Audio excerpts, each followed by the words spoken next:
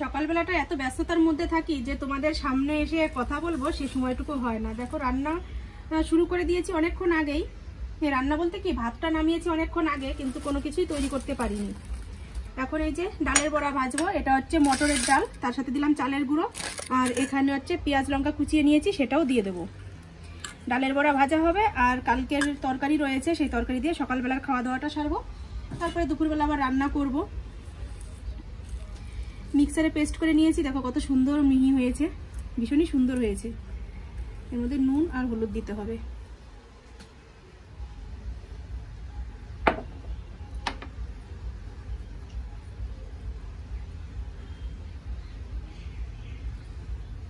চালের গুঁড়ো দিলে একটু মচমচে হয়, এর জন্য চালের গুঁড়ো দিলাম। চালের গুঁড়ো না দিয়েও খাওয়া যায়, কিন্তু সেটা অতটা টেস্টি হয় না।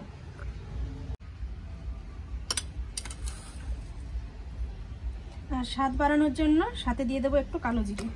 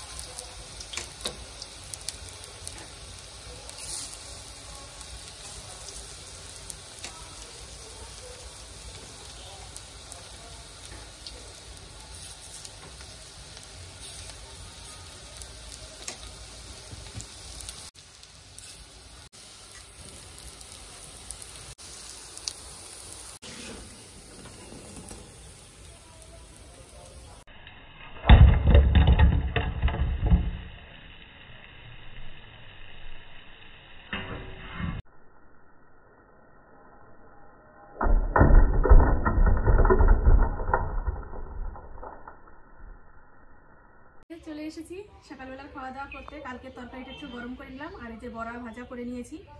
অনেকদিন পরে আজকে ডালের বড়া খাবো। ভাজছি, ভাজতে ভাজতেই একটা দুটো করে মুখে দিতে দিতে অনেকগুলো বড়াই খেয়ে ফেলেছি, প্রায় 4-5টা বড়া খেয়ে ফেলেছি।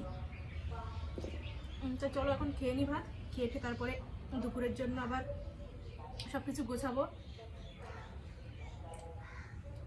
এখন বেলা প্রায় অনেকটাই হয়ে গেছে, 11টা বাজে। আর সকালবেলা তো কি টিফিন করেছি সেগুলো কিছুই তোমাদের সাথে শেয়ার করা হয়নি।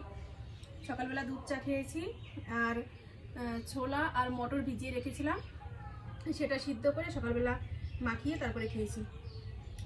পেঁয়াজ লঙ্কা টমেটো তারপরে গাজর সব কিছু দিয়ে মাখিয়েছিলাম। খাওয়া দাওয়া সেরে উঠেই আবার কাজে হাত লাগিয়ে দিয়েছি। এখানে যে আলু কেটে নিয়েছি মাংসের জন্য, আর এখানে যে মশলা করব বলে সব কিছু কেটে নিয়েছি। কাঁচা পাকা লঙ্কা, রসুন, পেঁয়াজ, আদা আর টমেটো এটা কেটেছি। আর এদিকে এই ছেলেকে যে মাংস আনতে পাঠিয়েছিলাম, দেখো ব্যাগের মধ্যে করে এনেছে, আর ব্যাগের মধ্যেই রেখে দিয়েছি। ও এখান থেকে বেরও করেনি, ধরো আমি বের করি। ফ্রিজে খুঁজে আসলাম, কিন্তু দেখছি যে ফ্রিজে নেই। তারপরে খুঁজতে খুঁজতে দেখছি যে ব্যাগের মধ্যেই রয়েছে, তাই যে বের করে নিলাম। এটা এখন পরিষ্কার করতে হবে নাকি। এখন মাংসটা বের করে ধুয়ে নিয়ে আসবো। অনেকগুলো কাজ রয়েছে, সে কাজগুলো সেরে তারপরে রান্না করব। তোমরা ভাবছো যে এই মাত্রই তো খেয়ে উঠলো, এখনই আবার রান্নাবাড়ির তোড়জোড়। এখন করব না রান্না, মানে কিছুটা কাজ গুছিয়ে রাখবো, তারপরে রান্না করব। এই যে অল্প করে একটু মাংস এনেছে। যে পরিমাণে মাছের দাম বেড়েছে সে তুলনায় মাংসের দামই কম বলতে গেলে। তো মাছ অল্প পয়সার মাছ কিনলে সে মাছ খেয়ে মন ভরে না, এর জন্যই যে মাংস নিয়ে এসেছি। মাংসটাই রান্না করব, খেয়েও তৃপ্তি পাবো, আর মানে পয়সাটাও একটু বাঁচবে। এগুলো তো সব কেটে নিয়েছি, সেটা তোমাদের দেখালাম। আর এদিকে তোমরা তাকিও না, দেখো কি অবস্থা। এগুলো সব কালকে রাত্রের বাসনপত্র সব রয়েছে, সেগুলোই সব এখন ধোবো। এই যে এই হাঁড়িটা দেখছো, এটা হচ্ছে কালকের ভাতের হাঁড়ি। এর মধ্যে অল্প একটু ভাত ছিল, সেটাই আমি খেলাম। আর কালকে আমরা একটা পুজোর নিমন্ত্রণতে গিয়েছিলাম, কালী পুজোর নিমন্ত্রণতে, এর জন্য খাবার টাবার সব কিছু ছিল। আর আজকের ভাত তো এই যে এখানে রয়েছে, রান্না করেছি। এই দেখো গরম ভাতই এটা এখানে রয়েছে। আর ডালের বড়া কিছু বেঁচে গেছে খাওয়া দাওয়ার পরে, এই যে সে বড়াগুলোও রয়েছে। দুপুরবেলা এগুলো আবার খেয়ে নেব। তা চলো ঝটপট করে আমি বাসনপত্রগুলো ধুয়ে নিয়ে আসি, মাংসটা ধুয়ে নিয়ে আসি, তারপরে আবার তোমাদের সাথে দেখা হচ্ছে।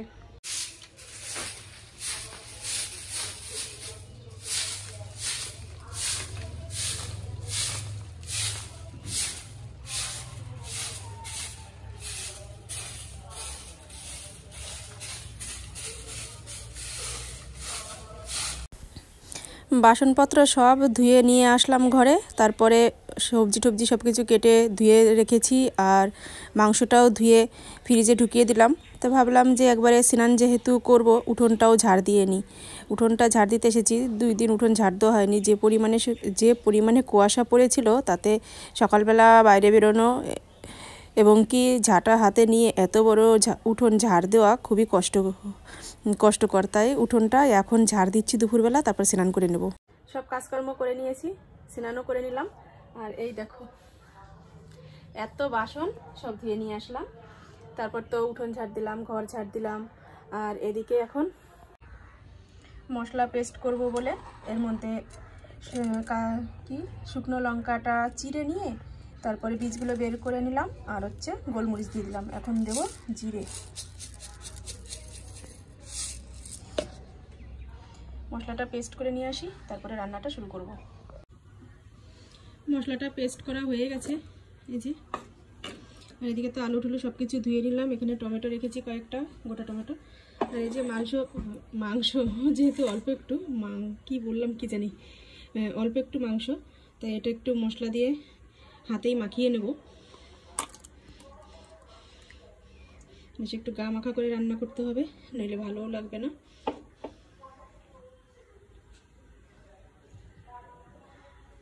সব কিছু দিয়ে নিয়েছি এর মধ্যে, হলুদ, লবণ, মশলা, সর্ষের তেল। এবার ভালো করে মাখিয়ে নেব। আলু ভাজা এই সাইডে বসিয়ে দিলাম, আর এই সাইডে মাংসটা বসিয়ে দেব। তেজপাতা দিয়ে নিলাম প্রথমে।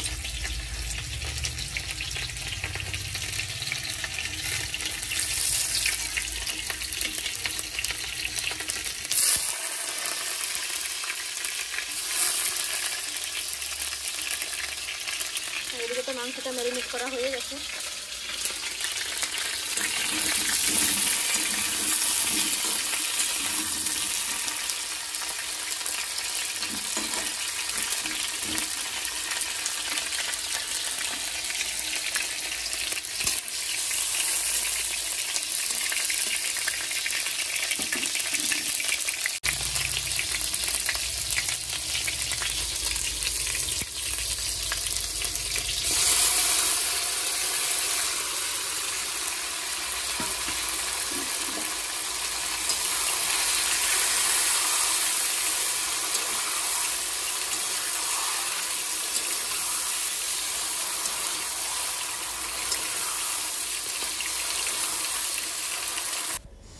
আমি বসে পড়লাম রুটি বানানোর জন্য আটা মাখতে, কেননা দুপুরবেলার ভাত রয়েছে, মাংস তরকারি তো রান্না করছি। তা ভাবলাম রাত্রের জন্য রুটিটা বানিয়ে নিই, তাহলে রাত্রে আমাকে আর উনুনের এখানে আসতে হবে না, অন্য কাজ করতে পারবো। তাই যে রাত্রের জন্য আমি আটা মাখিয়ে নিচ্ছি। এক সাইডে তো মাংস রান্না হচ্ছে, আর এক সাইডে রুটি করে নেব। আর রুটি করার আর একটা কারণ হচ্ছে দাদার জ্বর এসেছে, ও ভাত খেতে পারছে না, গলা ব্যথা করছে। তা বলছে যে একে ভাত দিতে লাগছে। তা ভাবলাম যে ভাত যেহেতু খেতে পারছে না, রুটি করলে রুটিটা হয়তো খাবে, মাংস দিয়ে ভালো লাগবে। এই সাইডে হচ্ছে মাংস, টক করে ফুটছে কেমন মাংসটা।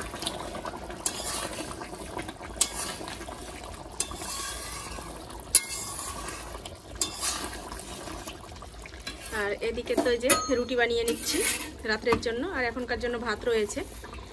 যে রুটি খায় তো খাবে, আর না খেলে ভাত খাবে, রাত্রে রুটি খাবে।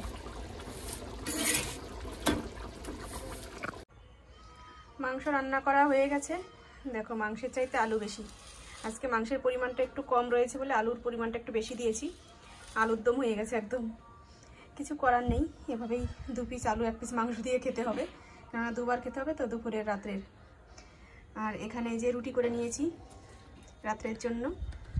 তো চলো এখন আমরা খাওয়া দাওয়া করবো। আর ছেলে তো প্রাইভেটে গিয়েছে, ও আসবে, তারপর ওকে দেবো। এখন দাদাকে দিয়ে আসবো, আর বাবা আর আমি দুজনে খেয়ে নেবো।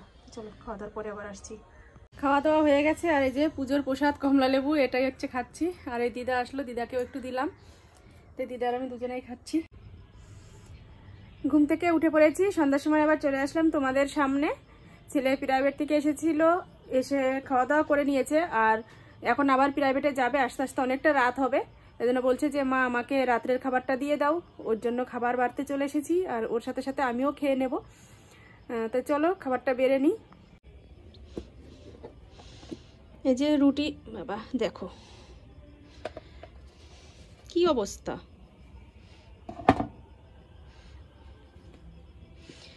আমি না রুটি ঠিক মতো পরিষ্কার করে বানাতে পারি না। রুটি বানাতে গেলেই রুটি কেমন যেন তেতে যায়, দেখেছো মাঝখানে। আসলে মেন বিষয়টা হচ্ছে আমি আটার গুঁড়োটা একটু বেশি পরিমাণে দেই। আটার গুঁড়ো বেশি না দিলে না আমি রুটি বেলতে পারি না, এই কারণেই আমার রুটিগুলো একটু তেতে তেতে যায়। আর এখানে তো এই যে দুপুরবেলা খেয়েছি, তারপরে মাংসের ঝোল যেটুকু রয়েছে সবাই মিলে এটুকুই ভাগ করে খেতে হবে। মানে আলুটাই নেব, আর মাংস যদি দেখি যদি 1 পিস করে নিতে পারি তাহলে নেব।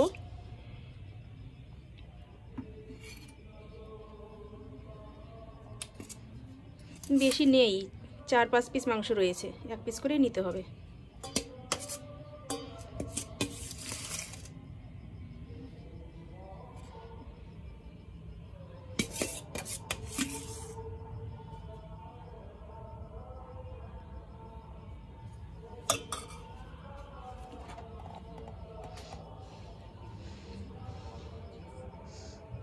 ওঠো, দেখো শুয়ে রয়েছে, খাবার দাও বলে এখনো শুয়ে রয়েছে।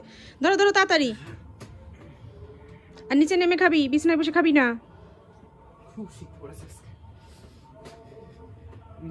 হ্যাঁ নিচে নেমে আগে ধরো, বাইরে বিড়াল রয়েছে, খাবারে মুখ দেবে। হ্যাঁ দেখো বলতে বলতে দেখেছো,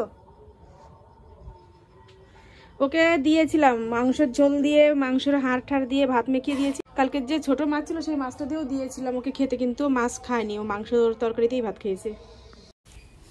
রাত 9টা বাজে, এখন বসলাম সেলাইয়ের কাজে। এত পরিমাণে ঠান্ডা লাগছে যে মেশিনে বসতেই ইচ্ছা করছে না, কেননা পা ধোয়া যায় না লোহার উপরে, প্রচণ্ড ঠান্ডা লাগে। তবু আমি মোজা টোজা সব কিছুই পরে নিয়েছি, আর সোয়েটার পরেছি, তার উপর একটা এই যে শাল গায়ে দিয়েছি। আর বাইরে দিয়ে প্রচণ্ড ঠান্ডা আসছে, কিন্তু কিছু করার নেই, ওটুকু পর্দা তো খুলে রাখতেই হবে, কেননা ওই ঘরে দিকে তাকিয়ে কাজ করতে হয়। কেউ বাড়ি থাকে না রাত্রে, বাবা দোকানে থাকে, দাদা বাজারে থাকে, ওদের আসতে আসতে একটু লেটই হয়। তাই আমি যখন কাজ করি তখন আমি সামনেই পর্দাটা খুলে রাখি, যাতে ওই আমাদের রাস্তা পর্যন্ত দেখা যায়। আর এই যে জানলার ওখানে দেখছো একটা মোবাইল রয়েছে, ওখানে আমি ভিডিও চালিয়ে নিয়েছি, সেটাই দেখছি আর কাজ করছি। ঠান্ডার মধ্যে মুখ বুজে একা একা, মুখ তো বুঝেই রয়েছি, তবু একা একা কাজ করতে কেমন যেন লাগে। একটু বই বা একটু গান টান শুনে তার মধ্যে দিয়ে যদি কাজ করি তাহলে অতটা কষ্ট হয় না, টাইমটা ঠিক তাড়াতাড়ি চলে যায়। ছেলে প্রাইভেটে রয়েছে, এখনও আসেনি, ও বাড়ি আসলে তারপরে রাত্রে যদি খেতে চায় তো দেবো, রুটি তরকারি রয়েছে সেটা দেব। আর আমিও দেখা যাক, খেতেও পারি নাও খেতে পারি। খেয়েছি তো সন্ধ্যার সময়, খিদে এখন অবশ্য পায়নি। হ্যাঁ, আর এখন তো আমি ভয়েস দিচ্ছি, এর পরের কথা বলছি। বাবাও আজকে খায়নি, শুধু দাদাকে